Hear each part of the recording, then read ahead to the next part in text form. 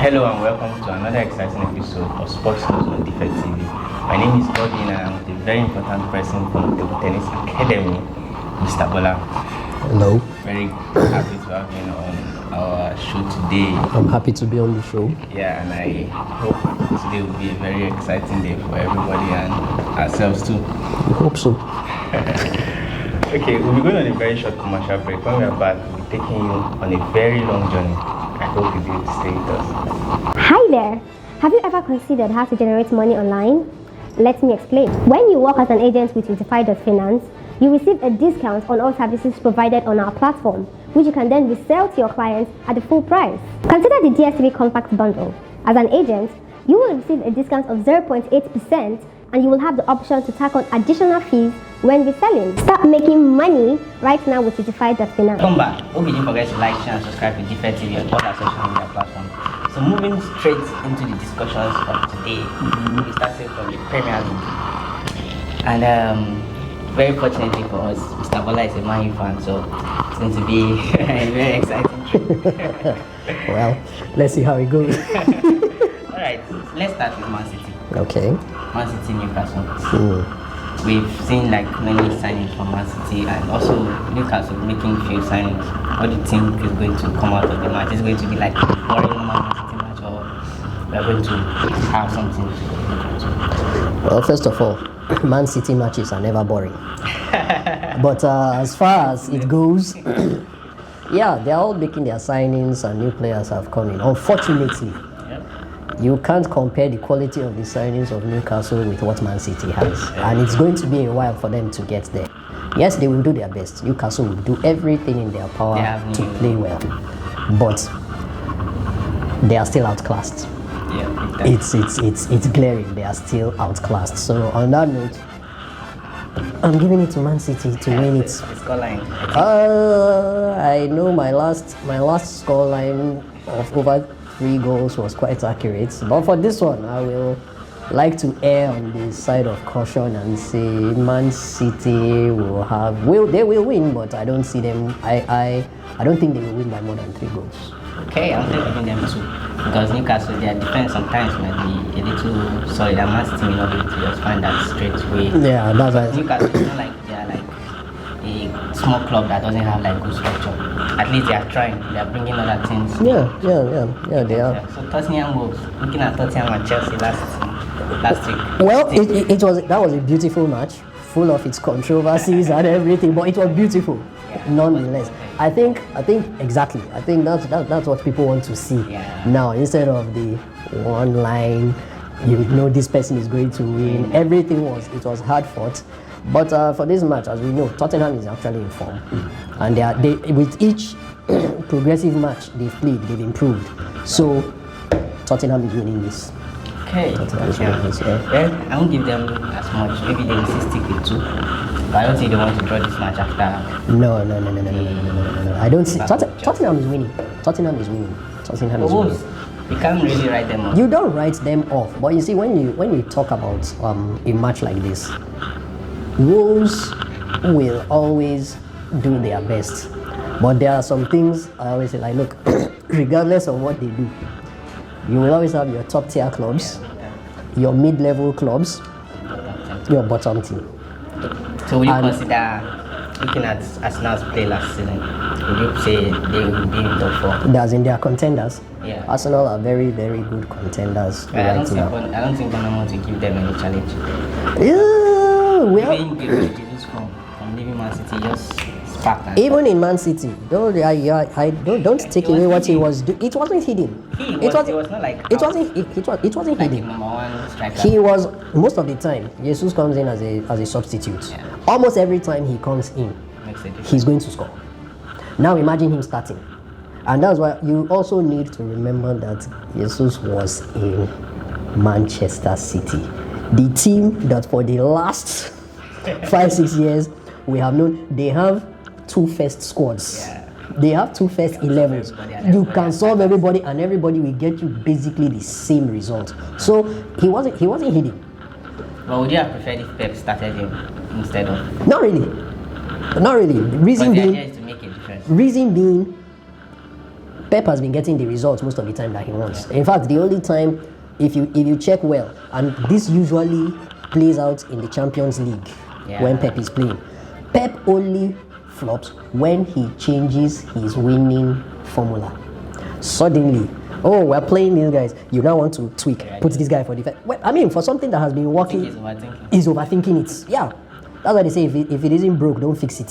So it's not like Pep didn't. I won't say Pep didn't give him a chance, but you have, when your options are there, he will usually pull out Sterling, put in Gabriel. Sterling was doing well. Yeah, but he missed a lot of chances. He missed, and probably it's the reason they let him go now. His conversion rate has dropped a little. And Haaland is like. Gabriel has been more or less, in my books, consistent. He's going. His average is just there. He's not going to dip too low below the average. So now that he's a starter and he's getting the chance to shine, I see he's making the most of it. Sometimes they call it the subtle dig at his previous boss, but well. I say since we can't prove anything, let's just take it that he's celebrating his goal. We take it as we see it. Chelsea at Leeds. After Leeds lost. Who do you think will be their major difference maker this season? I don't know. I when don't Leeds know. came back from relegation, they were good. Like they brought in the whole ginger and the whole energy to strive to stay. But I just felt maybe it's very possible that they are looking at the profit over the. Have they been relegated? Not yet, but Good. Did they fight relegation last season? No. Okay. But they are not as we expected them to come out to be. Who is we? No, seriously, who is we? Look, this is the EPL. This is the EPL. You don't look. Okay. Every manager that has come in that thought he was great, when they ask them, it is unanimous. The EPL is the hardest league in the world. Let's leave what everybody wants to say about their sentiment. I like this club. For a season, you can't compare the EPL to any of them. I don't fully agree with you. I'm not asking you to agree. We are talking about the best managers on the planet that have agreed. Who are you? Please. You are just going to support your league and everything. Klopp has said, no. Klopp has said it. Pep has said it. Mourinho has said, everybody has said, and please, they have. Which is where, well, we won't start that. But if you've gone to Italy, you've gone to Spain, you've gone to Germany, you've come to England, and you are saying, everybody knows that you fight so hard. So you don't imagine a club that came from relegation to come and what miracle are you expecting? That miracle happened once. And we all know that till the day we die, it could happen again, but it won't be in our lifetime. I know it's not going to be in my lifetime. I'm telling you, when Leicester City won, it's not going to happen again. But also, now if you observe, Leicester City did something. They rebuilt the squad, and that's why you see they've been consistent in their position. They are not going to drop too far below. They are not going to go up. They are going to float. They are going to float in that mid-level, and they are going to be there. They will stay there. For Leeds, really? What do you want them to do? No, seriously, what do you want them to do? You've just completed that Chelsea will win them. Yes, Chelsea will beat them. Okay. Unfortunately, well, sometimes, that's why it's football. We should have the twists. We should actually have the twists so that it's not a one. Which is why the managers always tell you that the EPL is the hardest. Look at it. You can't underestimate. In fact, I always say, Barca is facing Mallorca straight into Barcelona. Dude, we know we don't even. There are some things that you don't even talk about. In fact, at certain points, you can imagine like the Bundesliga. By the time before you even start the league, they should just give maybe Bayern Munich. No, what they should do. Give them 2 goals down before they start. Honestly, because and you know that by the time they've played maybe like 15 matches, it's over. It's basically over. It's basically over. You know that the league is complete. The same thing happens in France. But in England, the problem they have, why they say it's the hardest is Leeds. Leeds knows, in fact, when some of the bottom clubs play, they know that we are not even going to finish above 16th. But it's almost like they come in with we may finish 16th, but you are not beating us today. And they will play that match and you will be shocked. And it's funny how they go about it. Basic. Because they don't have the quality of players that the big clubs have. They don't have the amount of money to buy this. So you see, they just keep it basic. And it is effective. And I think sometimes that's the problem about the big clubs. Because you have this class and everything, okay, we want to use these tactics. Oh, you're so special. You can take the ball from here and blah, blah, blah. They will give you basic football tactics and they will stop you. And it's almost like you don't know what to do. Well, I see Chelsea winning, but who knows? Let's give it to them, maybe 2 or 3. Then to the big question now, Liverpool, Manchester United. What do you think Ten Hag will do differently this time? Also, do you think it's going to be like, okay, is there going to be any twist in the match? Because it's possible, but nobody will give Man U a win over Liverpool, given they've drawn their first matches. Given Liverpool has drawn their first 2 matches. They won't want Man U to just come and... Even if I'm dreaming, I won't be able to give it to Man U. I am so shocked. I'm laughing myself. I'm even laughing. You guys, well, Liverpool should just pass through that one as another warm-up. Well, they won't want to draw their 3rd league game straight. No, they won't. And unfortunately, I cannot see Manchester United putting up much of a fight as it stands right now. What do you think Ten Hag will change? What do you think he will do today? That's the problem. I don't know what he will do. Because what I think he needs to do is fire the entire squad first. In fact, bring in the academy players. Yes, bring in the academy players. They will show more passion and I believe they will play their lives out. So if they lose, the academy players, but not with this crop of players. And they can see that he can also see that the preseason is not the season. I don't know. We're going to, in fact, it's the hope. No, the hope. He didn't give us crazy hope. I believe the board gave him crazy hope. Okay. But the transfer window is not short now. It doesn't matter. It doesn't matter. Again, they're not making that positive move that people want to say. There's a calmness that I don't understand, and there is a chase for a certain young player that I don't get. 3 months. 3 months. You mean you were not looking for substitutes? Those are some of the things that I don't understand. Yes, I know he has a style of play that he wants to implement. We've seen it again and again. This crop of players cannot give him that. Mourinho said it was like, what was he saying? This guy took you guys to your second Ole. He said that's the best that this team can do. These guys can't do better than this. For various reasons. Again, we can't prove it. Anything we say will just be an opinion thing. But if you look at it, across board, on average, I believe Manchester United's salary cap is the highest I have seen. Yes, true. For people that are doing nothing. They are average players. They are below average. I'm sorry to say they are below. I can only say there are 3 or 4 successful signings from 2013 till now. Maybe we can say Ibrahimovic, maybe Cristiano. Ibrahimovic is going to be a good signing anywhere he goes. Unfortunately, look at the people you are calling. Ibrahimovic, Ronaldo. These are people that are over 35. Imagine. And they are still delivering. And the youngsters can't. I mean, you understand? So it's. I think anybody that comes in now basically comes in to collect a fat check and just come out. Casemiro is coming for 400k. It's not something you can reject. Well, he has won everything. He may deliver. Champions League. He may believe if he comes in. If he comes in, because everything Manchester United, everything now is about if. Until it's done, you are not sure. Yeah, but as far as this match goes, they are 5-0 Liverpool. No. I don't stylish mass I saw. I don't even see. It will be 8. No, it will. I don't think it will be up to, but I don't even think it will be. Liverpool are not planning to humiliate these guys. They just want to win. Who says?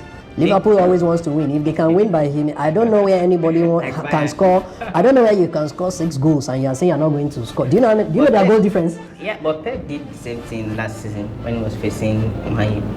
there was a calm in the address room when he was telling them they shouldn't score again after the first half. That's why the possession was crazy. The difference was very wide. Okay. I didn't see it. He wanted to save that guy's job, Ole's job. He knew that they will sack him.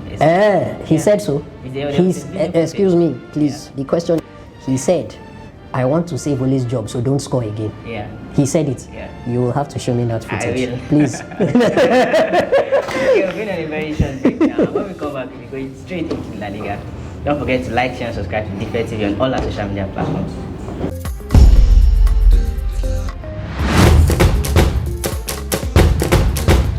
Welcome back. Talking about PSG. PSG lost clearly. With the problems in PSG now. Before we even go into that, when a penalty is given in a team where there's Ramos that has the best conversion rate, followed by Neymar, then Mbappe, then Messi, what do you think they should be like? We know these people are good penalty takers. What do you think the coach can implement now to take away the strife coming on? Because these players are top players, or from all ramifications, all their statistics. Who steps up to take the penalty? Number 9, the main striker. It varies, and usually with penalties, because penalties are dicey. Yes, you have a high conversion rate. It takes a lot of guts to say, I'm going to take it. Yeah.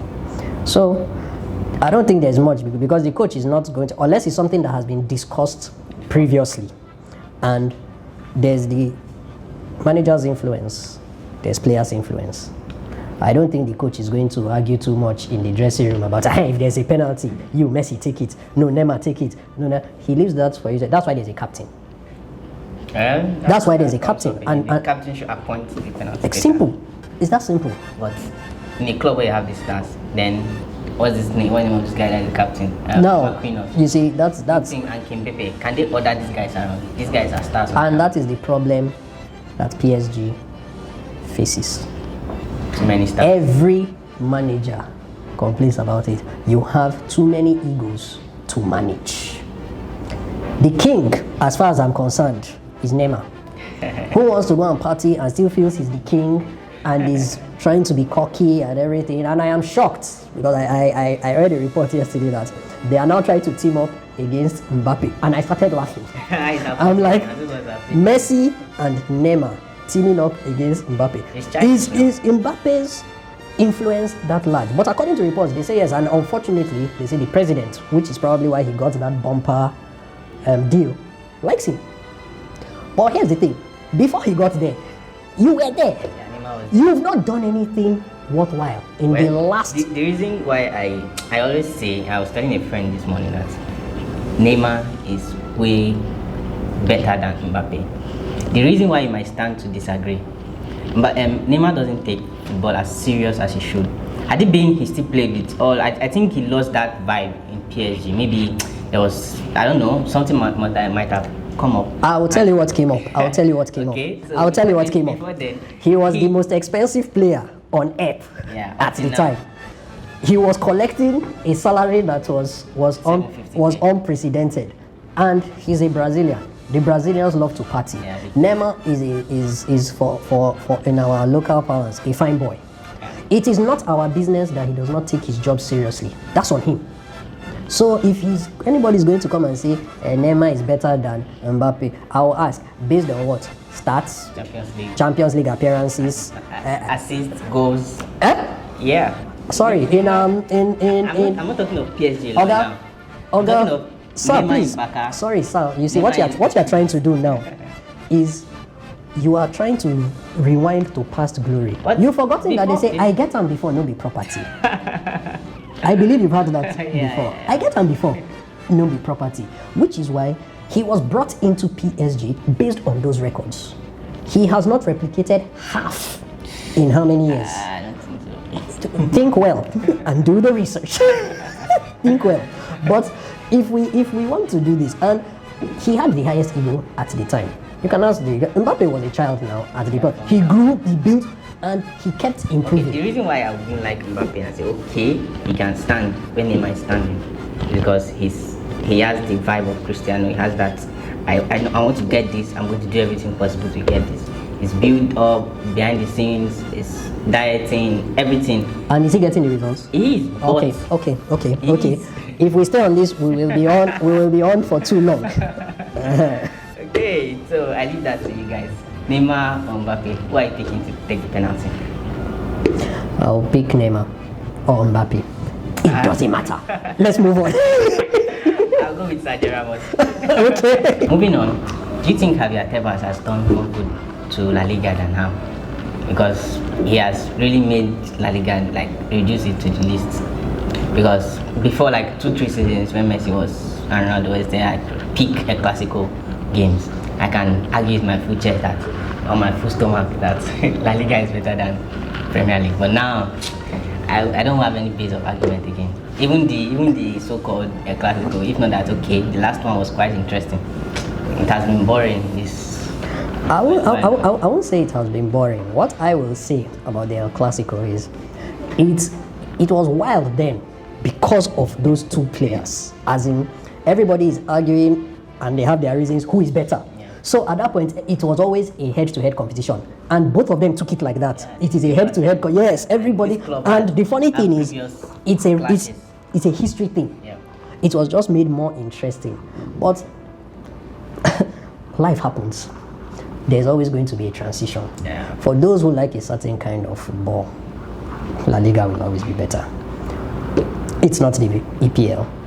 The EPL has more glare. That's why, like they say, it became the most watched. Yeah, fan base is crazy. And it's growing. Yeah, especially with new. They are the ones that won't decide how the stadium. Yes, it's growing, but there's also the case of money, business, which must be looked into, whether you like it or not. How do you generate money? So everything will have its ups and downs. Leagues will have their ups and downs. Clubs will have their ups and downs. It is now how they grow out of it that remains. It makes them the big club to be seen. Real Madrid has always been there. I'm a Barcelona fan, but Real Madrid have always been. Their downs are very few. You can just maybe half a season itself or one season. Yeah. I thought IS is 2 seasons before they bounce back. You bounce back, but we're not just looking at. They have a very good management though.